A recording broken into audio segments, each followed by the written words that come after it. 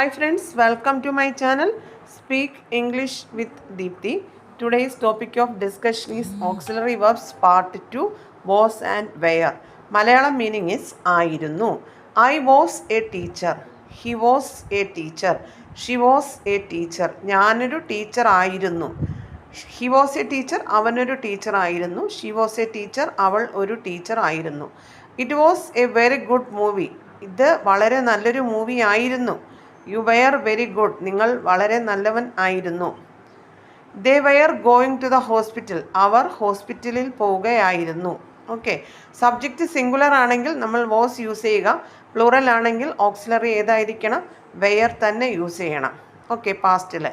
അപ്പോൾ നമ്മൾ അതുപോലെ തന്നെ ഈസ് എന്ന് പറയുന്ന ഓക്സിലറിയുടെ പാസ്റ്റ് ഫോമാണ് വാസ്. ആർ എന്ന് പറയുന്ന ഓക്സിലറി വെർബിൻ്റെ പാസ്റ്റ് ഫോമാണ് വെയർ. സബ്ജക്റ്റ് സിംഗുലർ ആണെങ്കിൽ മസ്റ്റായിട്ട് വാസ് യൂസ് ചെയ്യുക. സബ്ജക്റ്റ് പ്ലൂറൽ ആണെങ്കിൽ വെയർ യൂസ് ചെയ്യുക. ഐ എന്ന് പറയുന്ന first person singular plural in position പ്രൊനൗണിൻ്റെ കേസിൽ കണ്ടീഷണൽ ക്ലോസിൽ നമ്മൾ എന്ത് യൂസ് ചെയ്യും? ഐ വെയർ യൂസ് ചെയ്യും. അതർവൈസ് ഐ വാസ് യൂസ് ചെയ്യണം. Okay, thank U.